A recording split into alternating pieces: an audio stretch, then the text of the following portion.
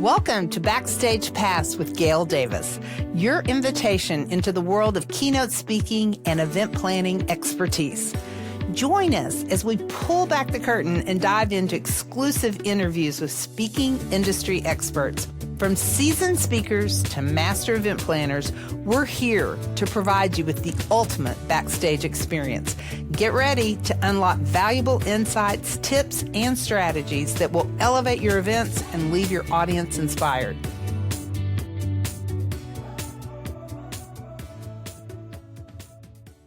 Boy, do we have a treat for you today. In today's episode, there is so much rich content about the movie Soul on Fire and about how our guest, John O'Leary, approaches each keynote to make it unique for clients. Be sure you listen all the way to the very end, where John shares a touching story about showing the film to his father before he passed away in May of this year. Enjoy.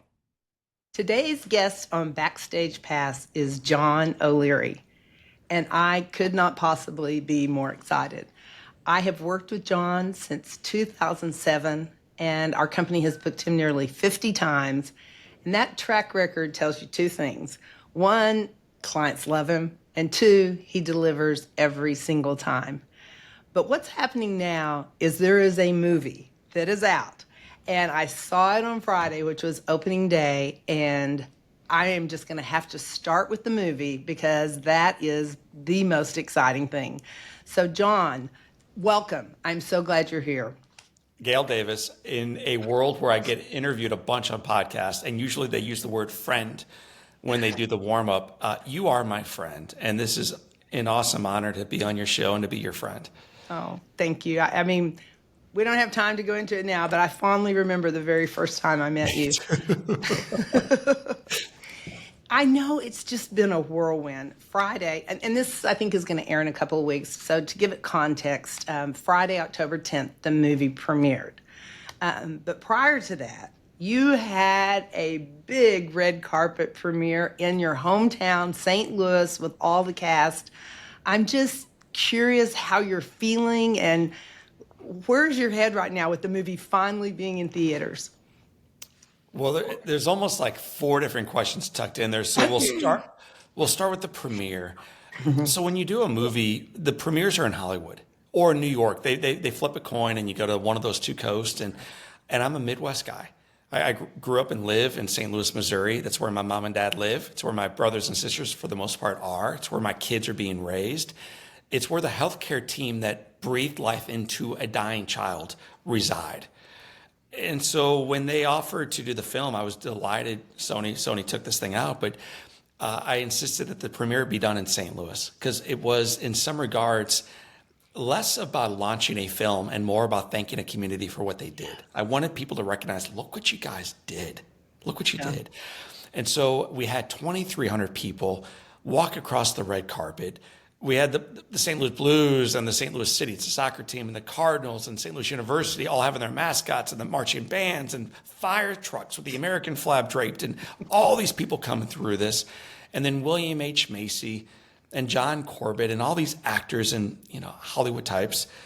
But what moved me the most is to look at, a couple things. Number one, in the front row of this big theater, the worst spot to have a seat in a huge theater when you're watching a film is the front row. Yes. And in the front row were two 6-year-old kids and their dad, Joe Buck. So Joe Buck sat in the front row of this theater with his kids on both sides. They must have picked the seats, man, the poor guy. But to see him out there, to see his mother, they had a profound impact on my life, as you know, Gail. To see my mother, my father recently passed away, but his widow was there. My siblings were there. My family was there. The nurses were there. Hollywood was there. The reporters were there. And love was there. It was an incredible celebration of life. So, man, we left there buzzed. And not from anything we drank. It just was an incredible experience. So that's the red carpet. Then separately, you talked about the film. So as you and I are recording this, the number one film according to audience rating in the country is Soul on Fire. And so the number one. Now in box office, it was like number 5. But man, I've never been after revenue. I know some of your listeners will be like, oh, hang up on this one. But Yeah. I pursue work done well, and revenue will follow. Pursue Right. impacting lives for good, and watch what happens. So this weekend we were the number 5 movie in the country from box office, but the number 1 on impact. So I'm just humbled. As you know, I'm an introverted guy, and I don't like the bright light. It just has kind of tracked us down, and now we walk into it in order to reflect it back to others. But to know that this film about a dying child finding life, and then later on in that life really finding what life is about, is impacting lives around our region and around the country and around the world, blows my mind. I love it. I probably should back up because I have known you for so long and I just saw the movie, but I guess it's conceivable there could be a listener who hasn't yet had the opportunity to see the film. So just so the comments can be put in their proper context. When John was 9 years old, he was in his family home in the garage playing with fire, a gasoline tank, and matches. And he was burnt. At one point, John, I used to always say over 100% of your body. But then now after watching the movie, do we say 100% or do we say 90%? What do we say? So it's the real math is 100% was burned and 87% was burned third degree.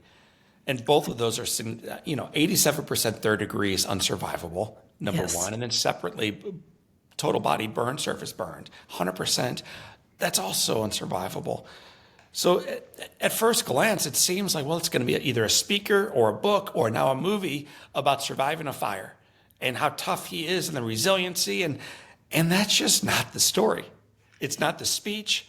It's not my books. It's not my heart. And it's not the film. And I think that's why this is working. I agree. I totally agree. I mean, it's so incredible.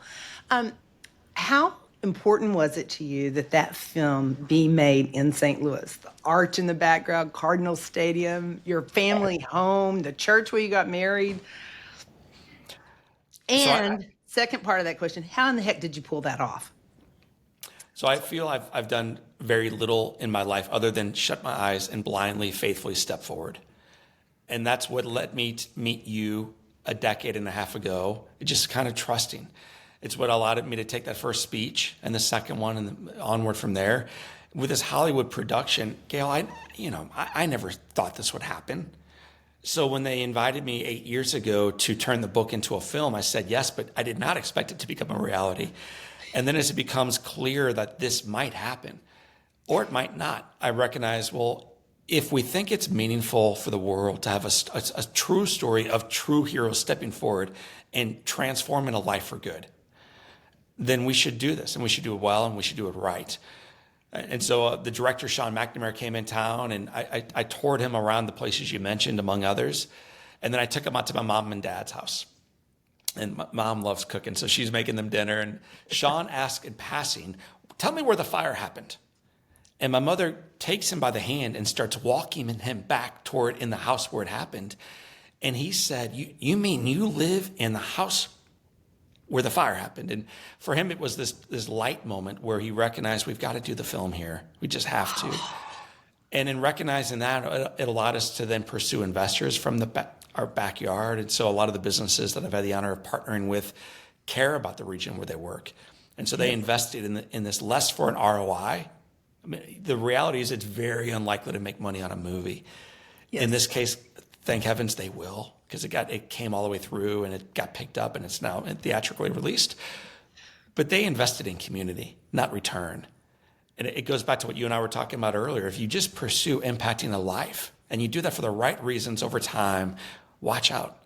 So I'm delighted they filmed in St. Louis because one of the characters in this film, John Corbett and Bill Macy, but it's our backyard, man. It's St. Louis. Yes, I saw a glimpse. I saw you in it at the graduation. I saw your mother. I'm sure there were many others I probably know. I kept checking. I was on alert the whole time. John, being in this business for as long as I have, I know several speakers who have had movies made about their lives. And sometimes there are changes to the film and it's not exactly accurate or, for theatrical license or whatever, or they just weren't exactly. There was just something that didn't sit well. I'm Right. picking up the vibe from you that you're very happy with the way this turned out. Well, yes, and I mean, it's Yes. so odd to see your marriage up on screen, to see Yes. a girl who looks just like your wife Yes. participate in some of the moments that you don't talk about publicly, and Oh, some of the yeah. painful Okay. stories that the story is really about brokenness, not Yeah. fires. It's about not seeing beauty in the mirror. And Mhm. one of the individuals, there's a bunch, but one of the individuals who loved that out of me was my eventual girlfriend, then fiance, now wife of 21 years, Beth. And I love her, man. I'm wild about her. She's at my office right now while you and I are recording this. She works as an occupational therapist with kids with special needs. She lives identifying beauty in the broken. And most people go through life looking for the bad and almost celebrating that. And Beth Liz the opposite. She sees what's wrong and then strives to redeem. That's just cool. That's what she has done for me. It's what she does for others. So to see all that portrayed well on screen, I mean, you mentioned the Shrine of St. Joseph. That girl in the wedding scene even wore my wife's actual wedding dress. So the whole thing is just accurate. So that's hard. And yet, Do you feel super exposed or just vulnerable? How does it feel? yeah, highly vulnerable. I don't recommend it for anyone. And I've been saying lately, like if someone says, "Hey, I think they should turn my story into a movie," you should probably run from that person because that is not the kind of movie you want. We ran from this thing forever. We had no interest in having a movie about our lives. And in some regards, I think that's what makes this one worth watching because it's very clear, like the humility, the humanity of this thing. And the heroes in this film do not, no offense to mountain climbers or astronauts or, like celebrities. That's not who these guys are, man. These are just ordinary people who did the right thing enough times that a miracle happened. And I do think that's the kind of story that can change the world for good. Well, I'm a huge fan, and I could do the entire podcast on the movie. But I know that our listeners are event planners who are looking for the right speaker to put on their stages at the right time. So I'm going to pivot, and the movie does a great job of teeing this up. By the way, I quite love how it's classic. You know, a Girl Scout troop mom comes and asks you to speak to her troop, and you are so nervous. It's so funny. And I did not know. Is that a true story That is a- that she still works for you today? So she recently moved on, and it was almost like when your kid decides to finally leave and start their own business. Her name is Deanna. That's Yes. her name in the film. There's so much to that story. So Deanna is the first person to invite me to speak. True story. I spoke to her 3 Girl Scouts in real life. In the film, they gave me 6. There weren't 6. Trust me, I would have thrown up twice in front of 6 instead of just once. And that led eventually to a Rotary Club in Kiwanis and Chamber of Commerce and in prison and onward. But eventually recognizing what Deanna put in motion, she could help me build out of the ground. So Deanna eventually was not only the first person to invite me to speak at their conference of 3 Girl Scouts, but then she helped me build this business in a way that was scalable. She worked with me for 13 years. She was my right hand everything. We moved mountains. There were years where the two of us would book 180 speeches. Like it was wild. And it takes a person who's pretty Energizer Bunny-like to do that. And I guess that was me at the time. But it takes a highly capable servant to manage a schedule that complicated. And that is who Deanna was and who she is. That's awesome. So today, you're an author. You've got this movie written about you. You have a very successful podcast, and you're out there speaking about how, I mean, not to brag, but you speak full time, right? About over. We do about 120 speeches a year. And a lot of times, like you and I will be partying together in Dallas relatively soon. And then I'll sneak into a school and just do those things because it's fun and because it's impactful and because even with kids, I mean, here's what, when you and I are with the adults in the afternoon, people will line up afterwards and they'll hug me and then they'll say, "John, it's nothing like your story, but," and then they'll talk about the divorce or the bankruptcy or the struggle financially or whatever is going on in their world. When I speak to kids, people line up and they say, "John, it's nothing like your story, but." And so the reality is we all face struggle. And there's just something in this message that breathes hope back into people, that reminds them they don't have to be perfect to take the next right step forward, that bravery still matters, that their life still matters. And these are messages these kids, or the adult versions of them later on, need a reminder from time to time. I'm excited. You and I are doing something very special when you come to Dallas this week. You're actually sharing the stage with Jack Buck's son, the broadcaster, Joe Buck. This is the first time, I believe, that you've done this. Is that correct? It's the first, poor Joe. I've been riding on his coattails for 21 years as a speaker.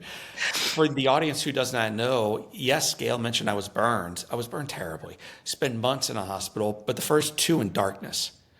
And it was, in fact, the drum beat and the voice of a guy named Jack Buck, the radio announcer for the St. Louis Cardinals, that gave me hope in this season of despair. I'm tied down. I can't move. I can't talk, and I can't see, but I can listen. And the voice of the Cardinals shows up in my life. He's told that I'm going to die. And then he comes back the following day and does it again, and then again and again. And it is a true story. And that's just part of that true story. And of all the times that I've shared this now, Gail, 2,800 times now total, I've never had a guy named Joe Buck in the audience.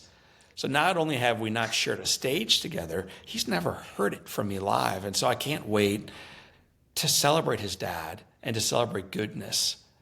I try to be the type of speaker who uses the word I as rarely as possible. And so with Joe on stage and with his dad looking down, incredible, how incredible will it be to celebrate real greatness, real success, real significance, and then a real pathway that you and I can follow afterwards to do likewise. Yeah, it's incredible. I'm so excited. In your book, On Fire, The 7 Choices to Ignite a Radically Inspired Life, you talk, that's what you go through, are those 7 choices and what they represent. Can you give a high-level overview of those to our listeners? Well, it's funny. I got a review from the paper recently that said, John O'Malley's story is bull. And then it went on from there. Then it said the O'Malley family could not rebuild their house in 5 months. There's no way O'Malley got visited again by Jack Buck. And so here's this guy who doesn't even know my name and is challenging all the work we're doing with this film, when the reality is it's just a true story. And sometimes truth is stranger than fiction. So John O'Leary, not O'Malley, says, check it out again, this time with a lens bent toward recognizing it's true. And I start that because the first negative review we got on Amazon was like 52 very positive comments. And then the first 1 star was, how do you possibly read the book and the advice from a guy who can't take responsibility for his life? And so why would that reviewer say that? Because the first page begins in the voice of a 9-year-old child. And the little boy, and I haven't read On Fire in a long time, but basically begins, it's not my fault. That's where like first words out of the gate. Mm-hmm. It's not my fault. I saw other kids and I was just doing it. So it's a little boy explaining to himself while he's being treated in the hospital that none of this is his fault. None of it. But if you turn to page 2, you recognize the importance of embracing your life, embracing your decisions, embracing your mindset. So the first reviewer from the film got my name wrong. The first reviewer negative in the book got the idea completely wrong because did not make it to page 2. Watch what happens if you do. So lesson number 1 is own your choices. And it sounds obvious, but where does that come from in my life? That first chapter bookends it. I haven't been grilled on Fire, the book, in a while, but here we go, Gail. It begins with my mom coming into the emergency room. And I'm dying. I'm 9. I have no clothes on, and I know it's the end. And I look up at my mother and I say, Mom, am I going to die? And this beautiful lady looks back and says, do you want to? And I said, I don't want to die, Mom. I want to live. For the listeners, think how painful it is to put in front of a child a life and death decision. But at the end of the day, that is what we put in front of our kids every time we pat them on the bottom and send them out to school. Like, hey, be careful, live, be purposeful. So I look up at my mom and I say, Mom, I don't want to die. I want to live. And her response was good. Then take the hand of God, walk the journey with him, and you fight like you never fought before. She said, your father and I will be with you. We're not going anywhere. But do your part, John, and fight. So the first choice I made in the hospital, Gail, was not to die. And then we talk about what that looks like as we live forward in our lives, like not dying, moving forward, stepping on. But ultimately, it's about turning even that page and recognizing it's not about avoiding death. It's about embracing the miraculous gift of your life. So the book and story in that first chapter is also with my mom. And it takes place around a dinner table. 5 months after I get burned, I come home. And she makes a meal for me. And the problem that day was I don't have any fingers on my hand, so I can't hold anything. And my sister Amy, who lives real close to you in Dallas, scoops up some potatoes, brings them toward my mouth, and then my mother says, Amy, drop the fork. If John's hungry, he'll feed himself. And I'll make a very long story far shorter. My mother ruined dinner. But by the end of a 2-hour meal, where the only person who was well fed was the dog, a little boy figured out a way to wedge a fork between his two hands, scoop up some potatoes, bring them toward his mouth with no fingers, looking angrily the entire time, probably thinking, Gail, like, I hate my mom. Like, what a horrible human she is. And yet I'm eating. So my mother taught me, not only in chapter 1 of the book, but really in chapter 1 of my life, the value of choosing your path, of deciding what you want to do next and having the audacity to step toward it. And the book goes on to unpack other themes like this. Yeah. Your mom is so powerful in that movie. Oh my gosh. Dude, Unbelievable. she had a friend come up to her after church this weekend, and they're like, why weren't you in the film more, Susan? There's so much more to your story. And the reality is they're trying to tell 48 years and 96 minutes, and it's pretty difficult. But my mom is a hero in that film. If you read the book, she's a hero and on fire. And I haven't begun to speak to how heroic this woman actually is. She is far better than what I could write or put on some film. Unbelievable. You also have another keynote, which is called The Power of One. Where do you go in that keynote? Yeah. I mean, I think too often in life we cheapen the value of our decisions, the value of our ideas, the value of our voice, value of our lives. We unpack sort of what leads to that as we age, because that's part of it, but also how to return to it, how to become ultimately the person you were born to be, how to become the best version of yourself. I speak, as you know, Gail, in sort of true parable. I storytell. And in that story, there's a bunch of leaders I share about the power of their one life, but the one that we get the most celebration from afterwards is the story of a guy named Nurse Roy. And Nurse Roy, and he shows up in the film in a mighty way as well, but Nurse Roy is a minimum wage burn tech. That's Nurse Roy. Yawn, right? Walk on by. Nothing to see here. And yet Roy is not only the reason why I live, but the reason why I move into life. And so who is Roy? Roy had been inspired by his leader to imagine that his work and that his life mattered. And because of that leadership, this guy would do things that I think most burn techs would not. And maybe the most courageous thing Roy did is every morning he would pick me up from this bed, man. I'm tied down each day, but he would untether me, swoop me up into those big, beautiful arms, drag me back toward the bandage change, my little legs dangling between his. And on the walk back, he would whisper. He had a loud, deep voice. He would say, boy, you are going to walk again. You might as well get used to it. Now move those legs, because today you walk and I'll walk with you. He'd say, you doing okay, boy? And I remember like saying, no. And he would say, too bad, man, because today you walk, John, and I'll walk with you.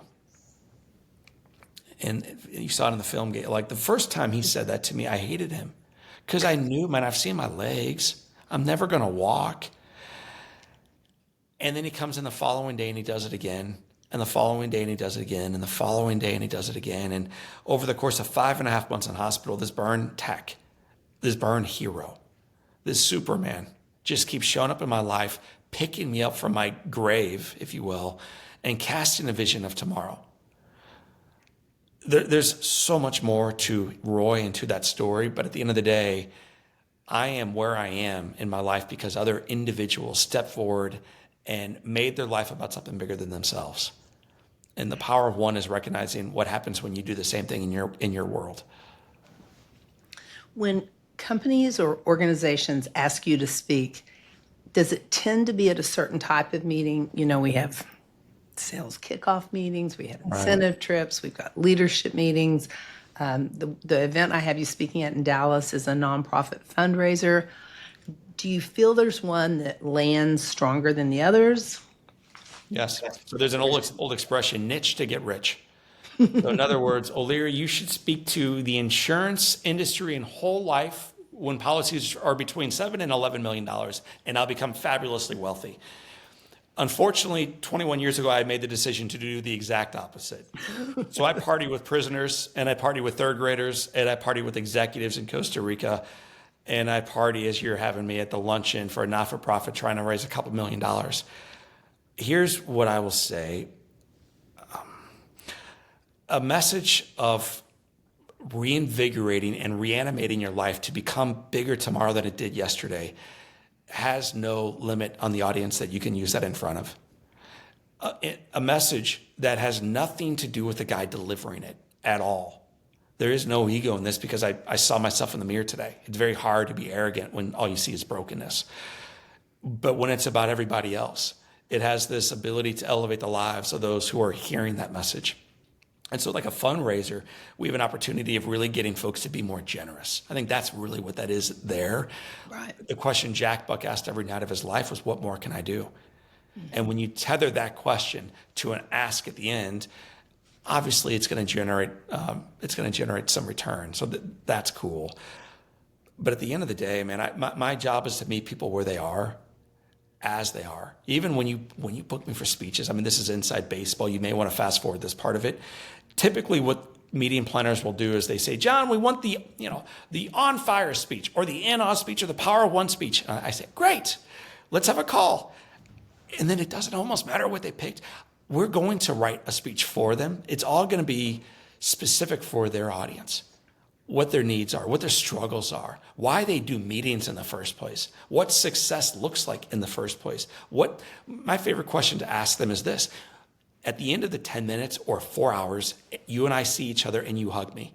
Finish this sentence, John, today was perfect because.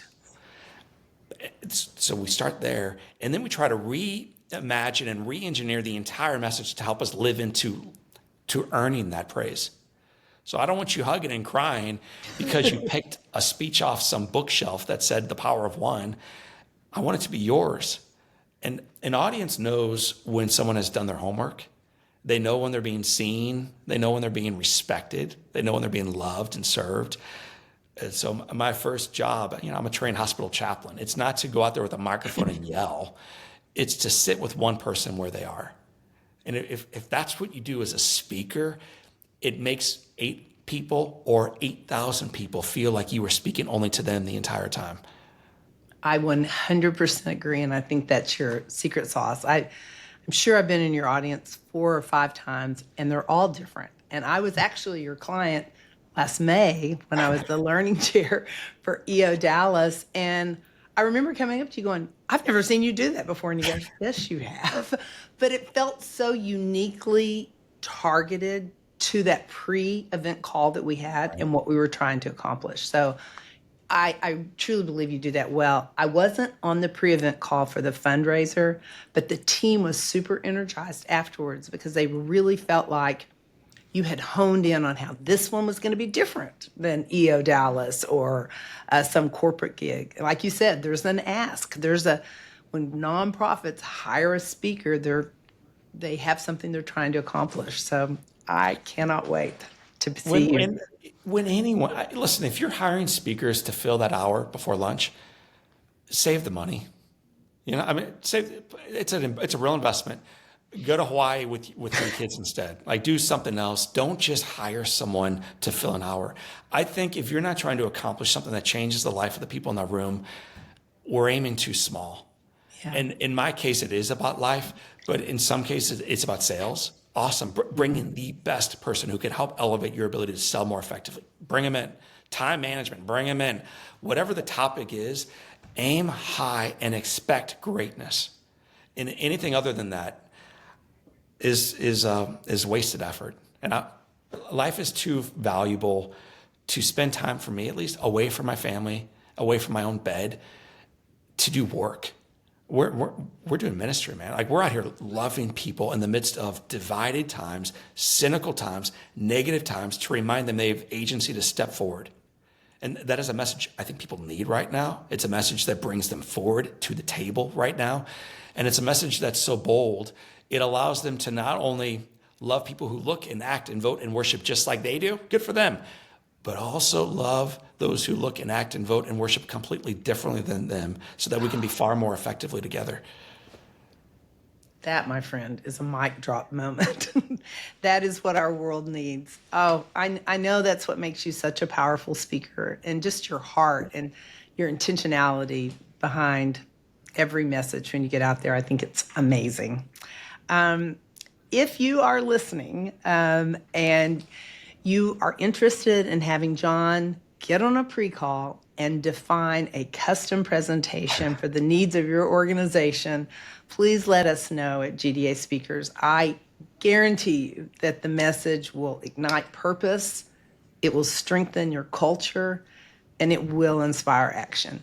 John O'Leary, I'm so proud to call you my friend, and I'm so excited that the world is being exposed to this beautiful story and the community that held you up, and your family, your amazing family. And I could only think about your sweet dad and how I wish he could have been there, but I know he was there in spirit.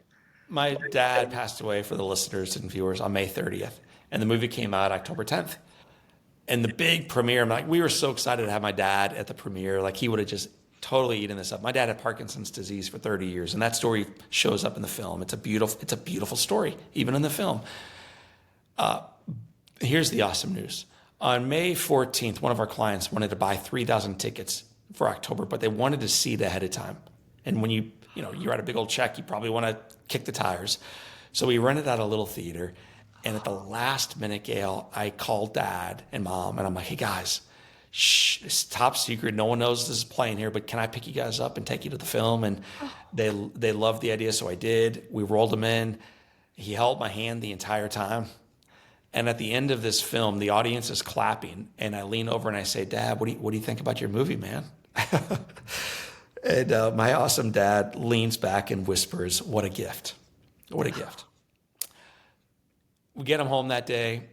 He gets sick not long after, and on May 30th, he returns home and he goes to heaven. And the final words, almost the very final words I ever heard from my dad were in a movie theater, and he said to me, what a gift. And so my dad saw the film. My dad lived that film, and I think my dad, you said, John, you gave us a mic drop moment a minute ago, but that's the mic drop moment. To leave a theater, to leave a speech, to leave a meeting, to leave coffee, breakfast in the morning, and to look up and say, gosh, what a gift. What a gift. Because it is. And I'm not cheapening the difficulty of life. I was with my mom last night. She's struggling.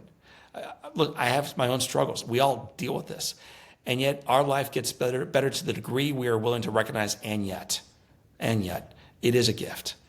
So, Gail, I appreciate you for being my friend, for helping us promote our message, which is ultimately by everybody else, and to remind us in this season of divisiveness that we're far better off together. We are far better off together. Thank you, John. I appreciate you so much. Thank you, Gail.